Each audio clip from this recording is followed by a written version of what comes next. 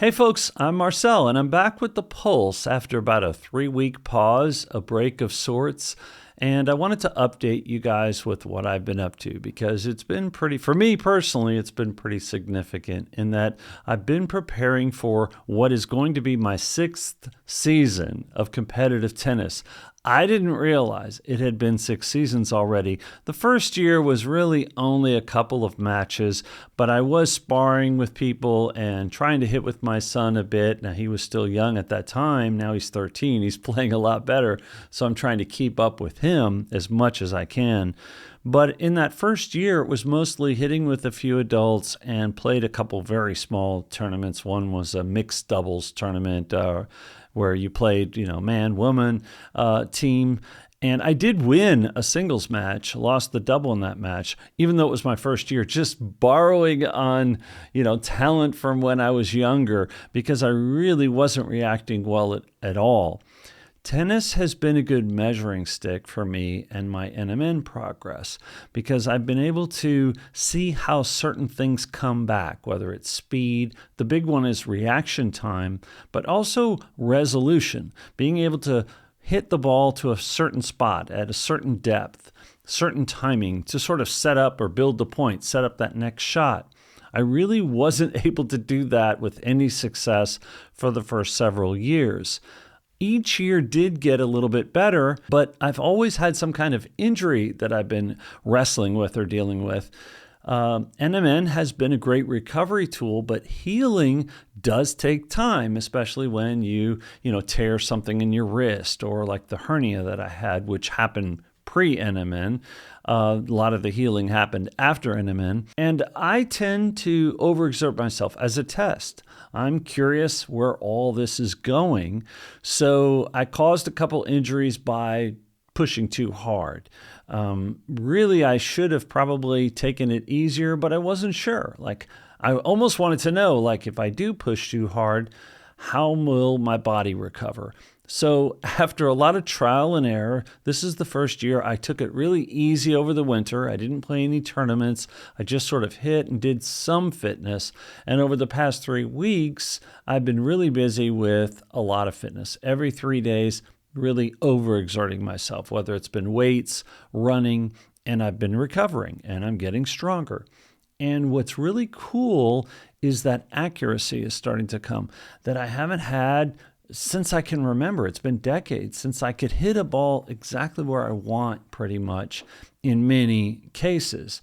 And that's been fun. Tennis wasn't fun the first 2-3 years. It just wasn't, especially when you factor in some of the injuries. I played anyway. There were moments when I enjoyed it. Certainly after the matches were over, I would enjoy it. But now it's getting fun again. It's getting cool because, yes, I can recover. Yes, I'm reacting a lot better.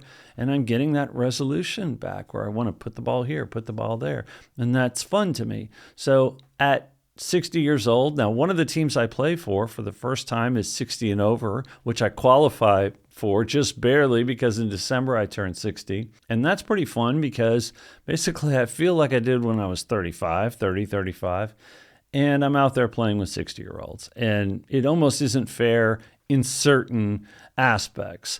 But you got to keep in mind that a lot of these guys are rated pretty highly. They've been playing a long time. So what they may lack in energy or fitness or speed, they can, in many cases, make up for with accuracy and just experience, knowing where to hit the ball, when to hit the ball. And I haven't, even though 6 years sounds like a lot, if you've been playing for decades competitive tennis, which a lot of Germans here have been, it can still be tough. So I think I'm in for some tough matches this season, but it's definitely going to be the best season for me. As long as I stay healthy, I can't see that I won't win at least half my matches, where maybe I was winning about a third or 25% up until now. It's been tough. Germany has a very healthy tennis culture, and the club culture is such that you join a little club. It's not like a country club in the U.S. You join a small club, and then you play against other clubs. And whoever the home club is that week grills or makes food or salad. So it's really fun to hang out. They'll buy you some beers, and you can have some beer, have some food, hang out after the matches. So I'm sort of budgeting my drinking for after some of those matches because I'm really not drinking anymore lately, anything more than 1 or 2 at the very most. So I'll let my hair down a little bit after some of these fun matches. But even that's going to be tough because I'm preparing then for another match because I'm on 2 teams this year. So I have ambitious fitness plans, but also an ambitious tennis schedule, and that I'm playing now for 2 teams that just sort of happen that way.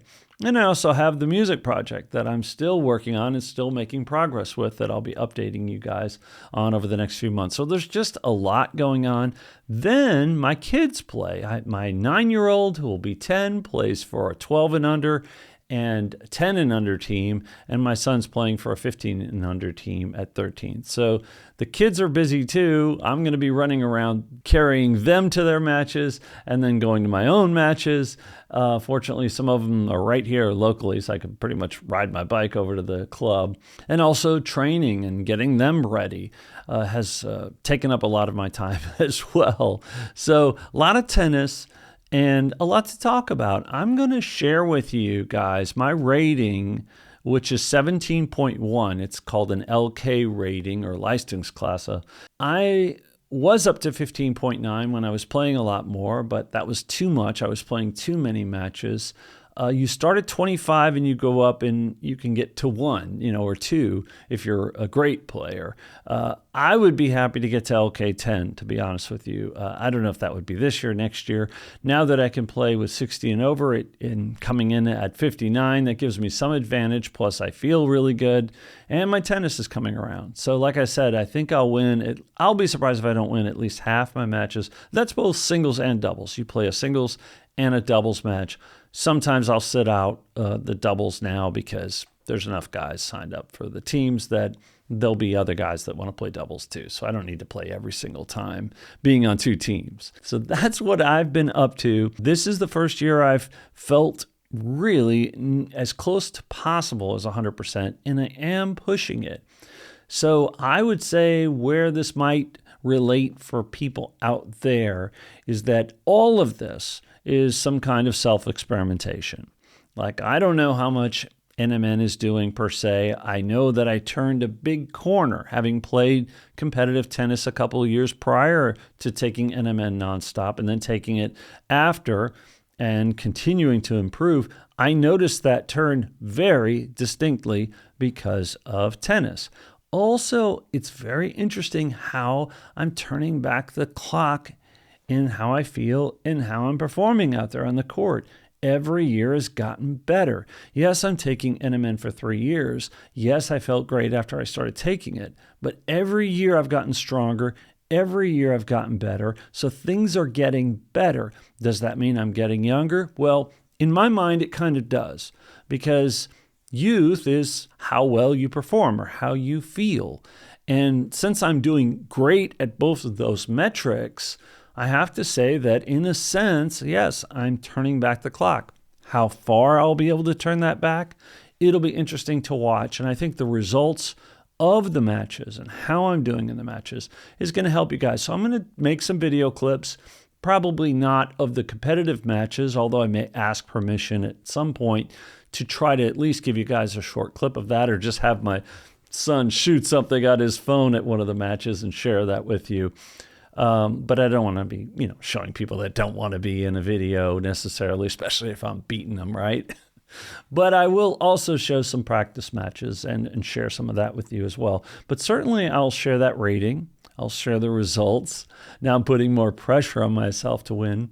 The pressure, for me, being out there and competing, I know it sounds a little bit corny, but just being able to have this conversation with you and to tell you guys how great I'm feeling and sharing that, I've already won.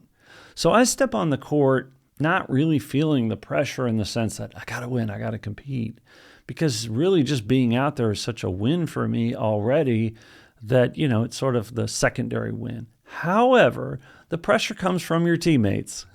They want to win, and the points get added up. So your matches matter to the team's result. And then if you're playing doubles, you got a doubles partner, to perform for. So there is pressure in that sense, you're on a team. And that's kind of what's cool about it, as opposed to just a tournament where you're out there only competing for yourself and your own rating.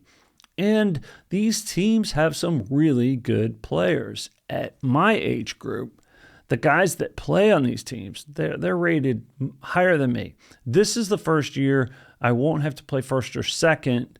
I'll be able to play like third or fourth on some of these teams. I'll still be facing strong competition, but playing the 3 or the 4 is certainly easier than playing the 1 on a lot of these teams. Sometimes you get sort of a sleeper candidate where you get a 3 or 4 who just has a low rating, but he's the strongest guy in the team. So it's kind of the luck of the draw in that sense. That's my update for you guys. Basically, sorry, it's not more involved than that.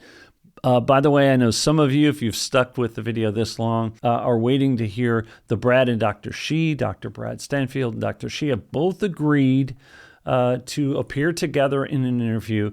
I've just kind of been pulled in so many directions between my tennis, my son's tennis, regular marketing work that I do every day, that I haven't been able to get to that interview yet, but I'm looking forward to it.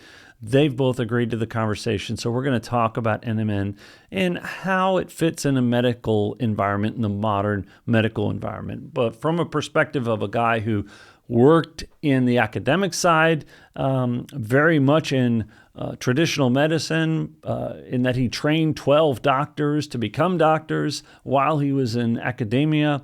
So guys like Dr. Stanfield became doctors under the guidance of Dr. Shi. Now he's very much into natural medicine and vitamins and taking care of yourself. So after 40 years living in that traditional medicine world, he's found that for him it's best to transition and share basically language about NMN for the most part, and NAD boosting, and the power of it that he's seen by providing NMN to various clinics around the world. So it's going to be an interesting perspective from then a skeptic of NMN, which I consider Dr. Stanfield, even though he's said, and I appreciate that recently, he said, hey, I think NMN should be available for people. He's just not recommending it to patients, nor should he. As a traditional medical doctor, it's a supplement. It's not a drug. And we're trying to keep it that way, which is a whole other topic that I'll keep updating you on.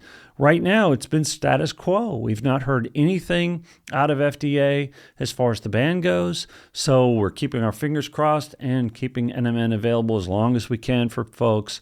And I'll continue to share my story and live my story with you guys and for you guys. Thanks for watching. I'll update you again very soon. 3 team matches next week. So things are getting hot and heavy. They're going to be very interesting for me on a personal tennis perspective. But I do think it's interesting for a lot of people to kind of have something to track and see what those results can be, and what somebody is capable of at my ripe young age of 59. I'll see you guys real soon. Thanks for watching.